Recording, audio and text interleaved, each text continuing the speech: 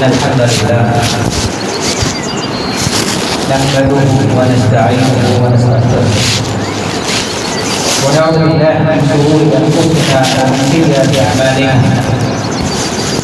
من يهده الله فلا مضل له ومن يضلله فلا هادي له وأشهد أن لا إله إلا الله وحده لا شريك له وأشهد أن محمدا عبده ورسوله أما بعد فإن خير الحديث كتاب الله وخير الحديث حديث محمد صلى الله عليه وسلم وشر الأمور محدثاتها وكل محدثة بدعة وكل بدعة ضلالة وكل ضلالة في النار. أعوذ بالله السميع العليم من الشيطان الرجيم من حمزه ونفخه ونفثه. بسم الله الرحمن الرحيم. إن الذين آمنوا وعملوا الصالحات سيجعل لهم الرحمن ودا. رب اشرح لي صدري ويسر لي أمري واحلل عقدة من لساني يفقهوا قولي. ہر قسم کی حمد و ثنا عبادتیں کبریائی رب العالمین کے لیے جس نے ہم سب کو پیدا کیا. درود اور سلام آخری نبی محمد رسول اللہ صلی اللہ علیہ وسلم کی ذات مبارکہ اور ذات مقدسہ پر صلوات ربی و سلامہ و برکاتہ علیہ. برادران اسلام، ہم اس بات کو اچھی طریقے سے جانتے ہیں کہ اللہ تعالیٰ نے ہم کو اپنی عبادت کے لیے پیدا کیا. قرآن مجید میں اللہ تعالیٰ نے فرمایا سورہ ذاریات میں وَمَا خَلَقْتُ الْجِنَّ وَالْإِنسَ إِلَّا لِيَعْبُدُونِ، کہ میں نے انسان اور جنوں کو اپنی عبادت کے لیے بنایا ہے، اپنی عبادت کے لیے پیدا کیا. تو گویا کہ مسلمان اور ہر انسان کی پیدائش کا مقصد اللہ کی عبادت کرنا ہے. عبادت اگر کوئی مسلمان تمام انجام دیتا ہے تو اس کے دنیا اور آخرت میں انسان کی زندگی پر اور مرنے کے بعد کل قیامت کے دن بہت سارے اثرات مرتب ہوتے ہیں. عبادت کرنے سے انسان پر کیا اثرات مرتب ہوتے ہیں، انہیں کچھ اثرات میں سے کچھ کی نشاندہی میں آج آپ کے سامنے کرنے کی کوشش کروں گا. عبادت اللہ تعالیٰ کا حکم ہے. گویا کہ کوئی مسلمان اللہ کی عبادت کرتا ہے تو اللہ کے حکم کو وہ بجا لا رہا ہے، اللہ کے فرامین پر عمل کر رہا ہے. تو اللہ کے فرامین پر عمل کرنا، اللہ کے احکامات کی تعمیل کرنا بذات خود ایک عبادت ہے. انسان نماز پڑھتا ہے، نماز کا ثواب ملتا ہے، لیکن نماز کے لیے وہ کھڑا ہوا، نماز کے لیے تیار ہوا، نماز کے لیے وضو کیا، اس لیے کہ رب کا حکم ہے. اللہ کے حکم کی تعمیل پر اس کو ثواب ملے گا، اس کو اجر ملے گا. اور نماز پڑھتا ہے تو نماز کا ثواب بھی الگ ہے، وضو کا ثواب الگ ہے، مسجد کی طرف چل کر آتا ہے اس کا ثواب الگ ہے. تو گویا کہ اللہ کے احکامات کو کوئی انسان بجا لاتا ہے، تعمیل کرتا ہے، تو اللہ تعالیٰ اپنے احکامات کو بجا لانے پر انسان کو اجر اور ثواب عطا کرتا ہے. انسان اللہ تعالیٰ کی عبادت کرتا ہے، فرامین پر عمل کرتا ہے، تو انسان کو یہ نہیں کہ ایک عادی چیز. بسا اوقات بہت سارے مسلمان اللہ کی عبادت کرتے ہیں، احکامات پر عمل کرتے ہیں، وضو کرتا ہے تو اس کو یہ تصور نہیں ہوتا، یہ احساس نہیں ہوتا کہ میرا یہ وضو کرنا اللہ کی عبادت ہے. نماز پڑھتا ہے، کھڑے ہوتا ہے تو بسا اوقات یہ تصور نہیں ہوتا ہے کہ نماز پڑھنا اللہ کی عبادت ہے. تو بطور عادت کے نہیں، بطور عبادت کے مسلمان کو نماز پڑھنا چاہیے، بطور عبادت کے وضو کرنا چاہیے، بطور عبادت کے روزہ، زکات، حج سارے احکامات پر عمل کرنا چاہیے، عبادت سمجھ کر. یہ چیزیں کب آئیں گی؟ جب انسان اپنے گھر سے نکلتا ہے نیت یہ کہ اللہ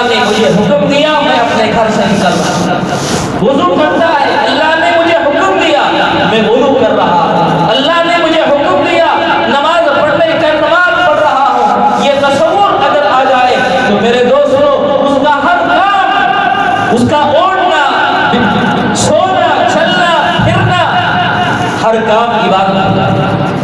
اسی لیے ابو موسیٰ اشعری رضی اللہ تعالیٰ صحابی رہا، احتسب فی نوم کما احتسب فی قوم، لوگوں تم جب سوتے ہو تو بسا اوقات تمہارے سونے پر تمہیں ثواب نہیں ملتا، اجر نہیں ملتا، لیکن میں سوتا ہوں تو یقیناً میں اللہ سے ثواب کی امید رکھتا ہوں، اجر کی امید رکھتا ہوں۔ کیوں؟ اس لیے کہ جب میں سوتا ہوں یہ سوچ کر سوتا ہوں، یہ نیت کر کے سوتا ہوں کہ آرام کروں گا، بیدار ہو کر اللہ کی کما حقہ عبادت بجا رہا ہوں، نشاط حاصل کروں گا، چستی حاصل کروں گا، طاقت حاصل کرنے کے بعد اس طاقت کو اللہ کی عبادت کے لیے استعمال کروں گا۔ یہ سوچ کر اگر کوئی آدمی سوچتا ہے تو اس کا سونا بھی اجر اور ثواب کا باعث ہے، اس کا چلنا بھی اجر اور ثواب کا باعث ہے۔ میرے محترم مسلمان دوستو، سب سے پہلے یہ تصور ابھی لانا چاہیے کہ ہم اللہ کے احکامات کو بجا لائیں۔ اگر کوئی بندہ عبادت کرتا ہے، عبادت سے انسان کے گناہ معاف ہوتے ہیں، انسان کی غلطیاں اللہ تعالیٰ دھو دیتا ہے۔ ان الحسنات یذہبن السیئات، اللہ تعالیٰ نے فرمایا کہ اچھائیاں گناہوں کو مٹا دیتی ہے، ختم کر دیتی ہے، انسان کے گناہ معاف ہوتے ہیں۔ نماز پڑھتا ہے تو نماز سے انسان کے گناہ معاف ہوتے ہیں، وضو کرتا ہے، نبی علیہ السلام نے فرمایا انسان اپنے ہاتھوں کو دھوتا ہے تو وضو کے قطرات کے ساتھ ہاتھ کے گناہ معاف ہوتے ہیں، چہرہ دھوتا ہے وضو کے پانی کے قطرات کے ساتھ چہرے کے گناہ معاف ہوتے ہیں، پیروں کو دھوتا ہے وضو کے پانی کے قطرات کے ساتھ پیروں کے گناہ معاف ہوتے ہیں۔ میرے دوستو، حج کرتا ہے، نبی نے فرمایا صلی اللہ علیہ وسلم من حج، کوئی آدمی حج کرتا ہے، کوئی رفث کا کام، کوئی فسق کا کام نہیں کرتا تو ایسے لوٹ کر آئے گا جیسے کہ گناہوں سے پاک ابھی اس آدمی کو ماں نے اپنے پیٹ سے جنم دیا۔ کوئی بھی عبادت انسان کرتا ہے تو اللہ تعالیٰ گناہوں کی، اس کے جو گناہ ہیں عبادتیں کی وجہ سے گناہوں کو مٹا دیتا ہے، معاف کر دیتا ہے۔ میرے محترم مسلمان عبادتوں کا ایک فائدہ یہ ہے کہ بندہ عبادت کرتا ہے تو اللہ تعالیٰ سے حق کلام ہوتا ہے، اللہ سے سرگوشی کرتا ہے۔ نبی علیہ السلام نے فرمایا جب تم میں کا کوئی شخص مسجد میں نماز کے لیے کھڑا ہوتا ہے تو اس کو چاہیے کہ پوری توجہ نماز کی طرف ہو، پورا دھیان، پوری توجہ نماز کی طرف ہونی چاہیے۔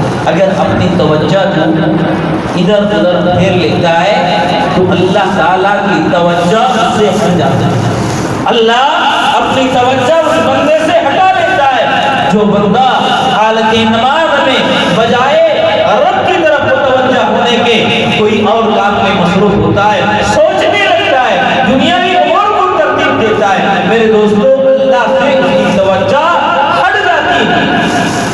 بندہ نماز میں تلاوت کرتا ہے، اللہ تعالیٰ اس کی تلاوت کا جواب دیتے ہیں۔ بندے کے لیے اس سے بڑھ کر فخر اور سعادت کی بات کیا ہوگی کہ بندہ سورہ فاتحہ کی تلاوت کرتا ہے، سورہ فاتحہ پڑھتا ہے تو اللہ تعالیٰ اس کی تلاوت کا جواب دیتے ہیں۔ ابو ہریرہ رضی اللہ تعالیٰ عنہ کی روایت میں نبی صلی اللہ علیہ وسلم نے فرمایا جب بندہ نماز کے لیے کھڑے ہوتا ہے توجہ اللہ کی طرف ہوتی ہے، تلاوت کرتا ہے الحمدللہ رب العالمین، ساری تعریفیں اس اللہ کے لیے جو رب العالمین ہے، جو دونوں جہانوں کو پیدا کرنے والا ہے۔ بندہ کی زبان سے یہ الفاظ ادا ہوتے ہیں، نبی صلی اللہ علیہ وسلم نے فرمایا اللہ جواب دیتے ہیں حمیدنی عبدی، کہ میرے اس بندے کو دیکھو نماز پڑھ رہا ہے، نماز پڑھنے سے اس کا اپنا فائدہ ہے لیکن نماز کی حالت میں تلاوت کر رہا ہے، حمیدنی عبدی الحمدللہ رب العالمین پڑھ رہا ہے، میرے بندے نے میری تعریف کی، اللہ اس کی تلاوت کا جواب دیتے ہیں۔ کتنی بڑی سعادت کی بات ہے بندے کے لیے کہ بندہ تلاوت کرتا ہے، اللہ تعالیٰ اس کی تلاوت پر جواب دیتے ہیں، الحمدللہ رب العالمین کہتا ہے تو اللہ فرماتے ہیں حمیدنی عبدی، کہ میرا کر رہا ہے، میری حمد بیان کر رہا ہے۔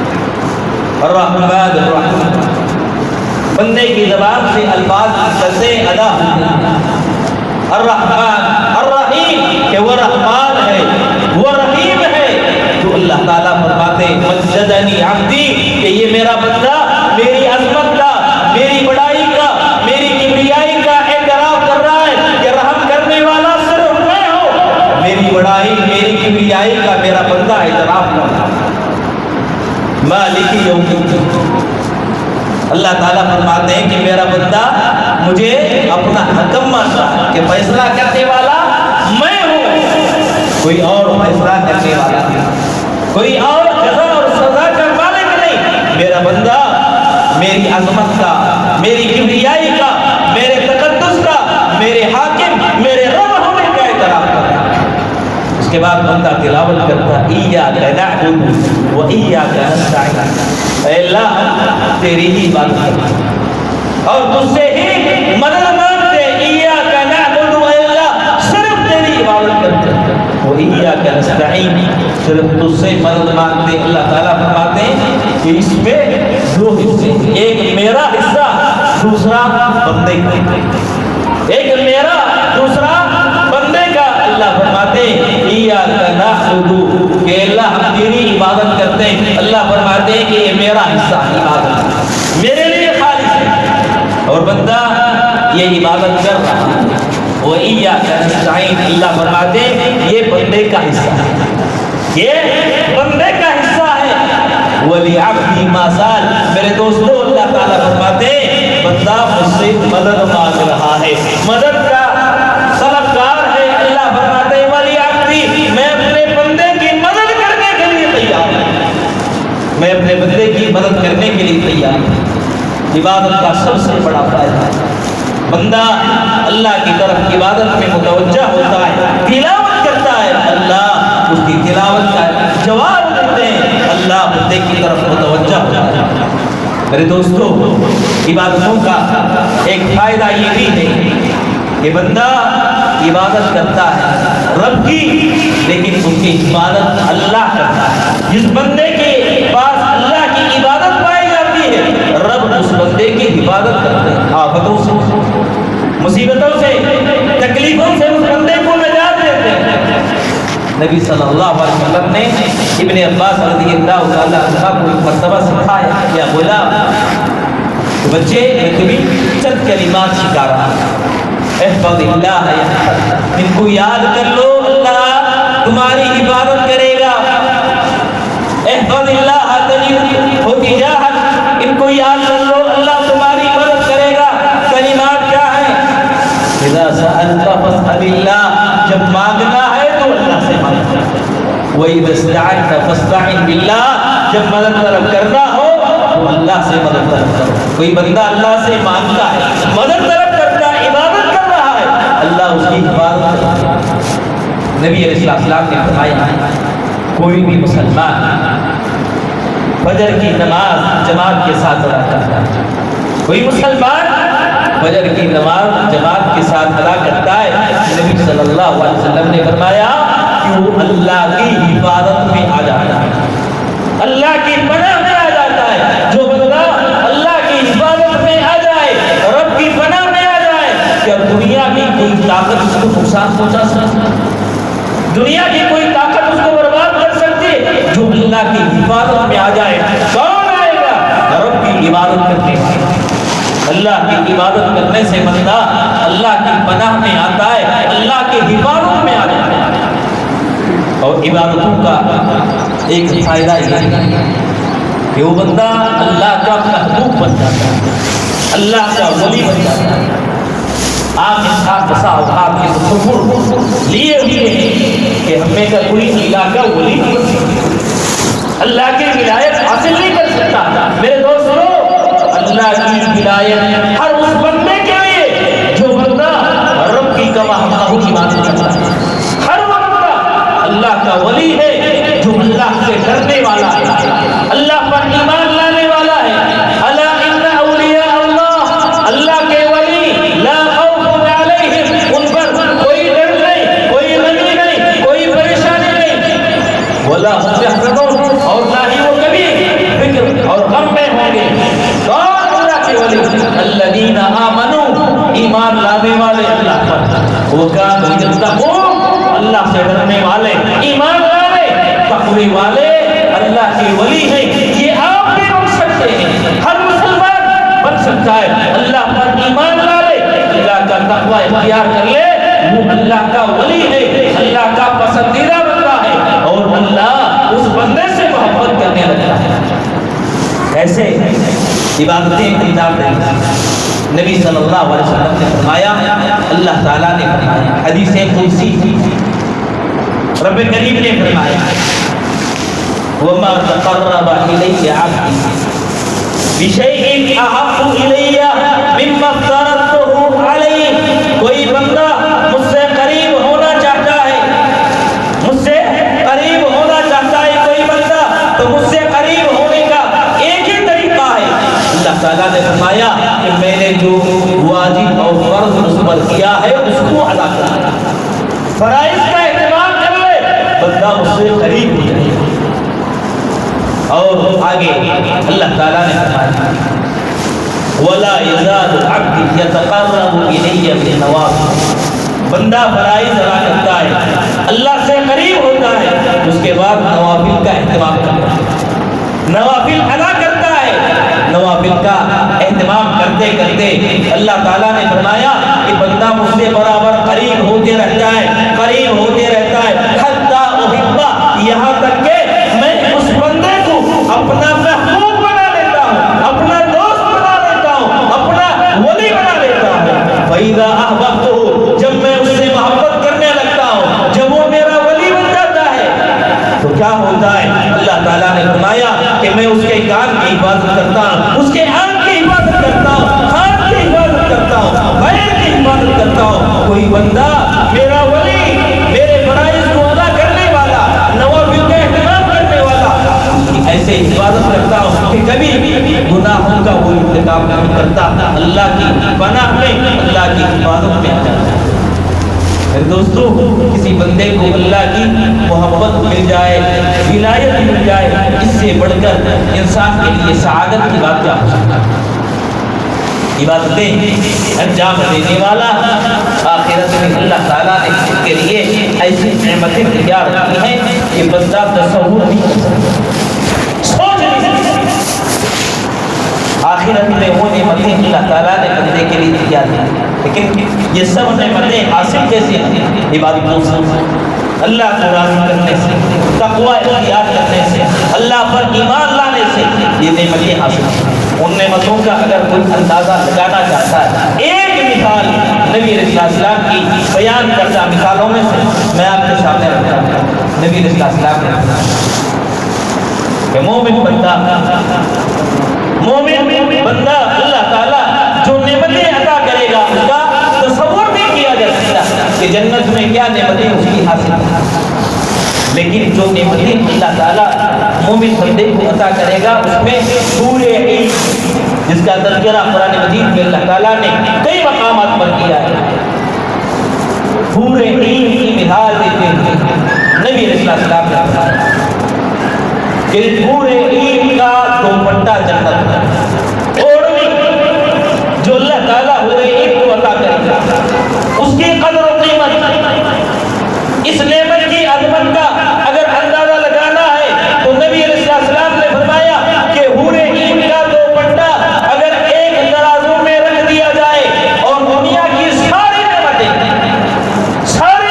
دنیا کی، سونا، چاندی، محلات، زمین، جائیداد، خوبصورتی، جتنی نعمتیں ہیں دنیا کی، ترازو کے دوسرے پلڑے میں رکھ دیا جائے، نبی علیہ السلام نے فرمایا کہ حور عین کا دوپٹہ دنیا کی ساری نعمتوں پر بڑی اگر اس کا وہ دوپٹہ اتنا قیمتی ہے، اتنا عظیم ہے، تو جنت کی دوسری نعمتیں کتنی عظیم ہوں گی، کیا ہم تصور کر سکتے ہیں؟ اندازہ لگا سکتے ہیں؟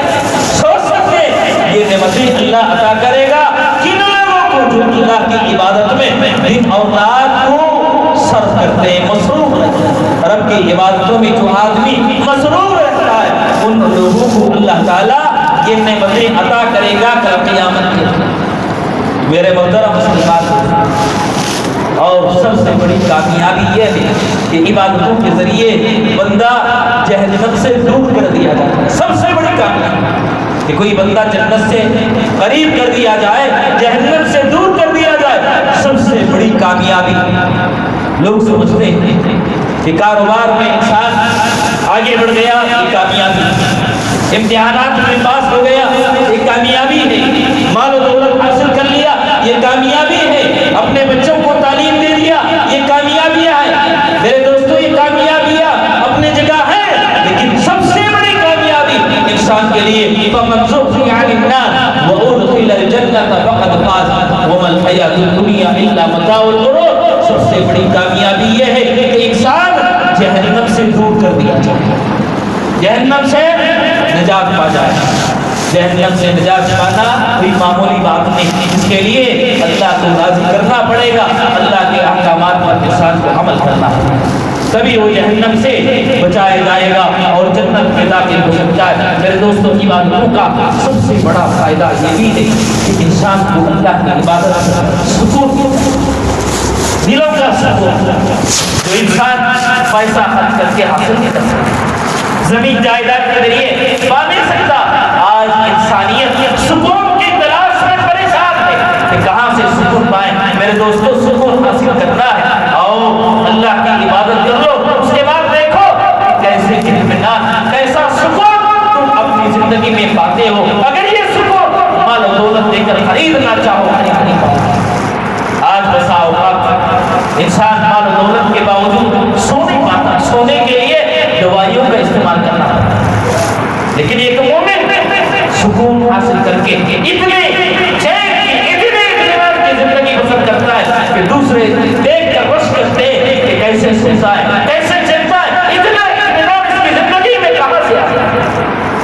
سفیان ابن عیینہ رحمہ اللہ کعبۃ اللہ میں بیٹھ کر روکی سوکھی روٹی کے ٹکڑے پانی میں ڈبو کر کھاتا، پانی میں ڈبو کر روٹی سوکھی کھانے کے لیے سارا میسر ہے، پانی میں ڈال بھیگ جاتی، کھول دیتے ہیں اس کو پی لیتے ہیں.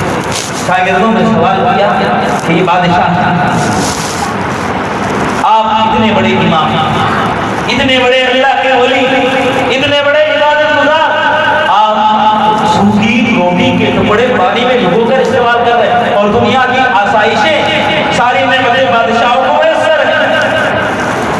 امام سفیان بن عیینہ رحمہ اللہ نے جواب دیا، کہا کہ لو علم الملوک ما نحن به لجادلون علیہ بالسجن.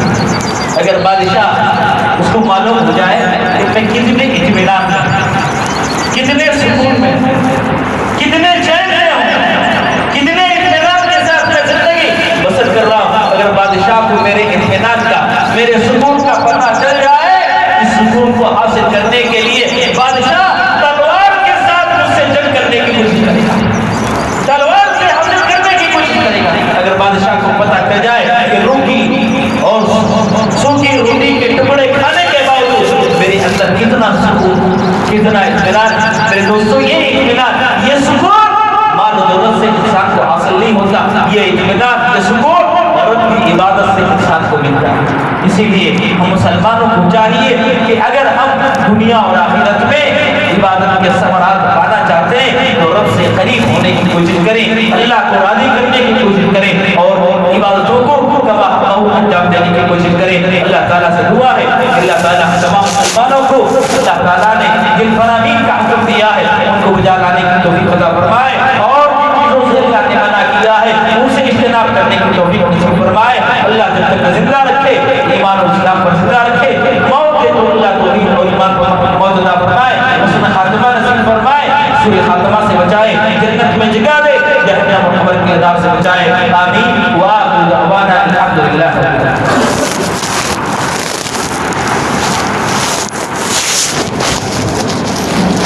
الحمدللہ الحمد لله نحمده ونستعينه ونستغفره ونعوذ بالله من شرور انفسنا ومن سيئات اعمالنا من يهده الله فلا مضل له ومن يضلل فلا هادي له واشهد ان لا اله الا الله وحده لا شريك له واشهد ان محمدا عبده ورسوله.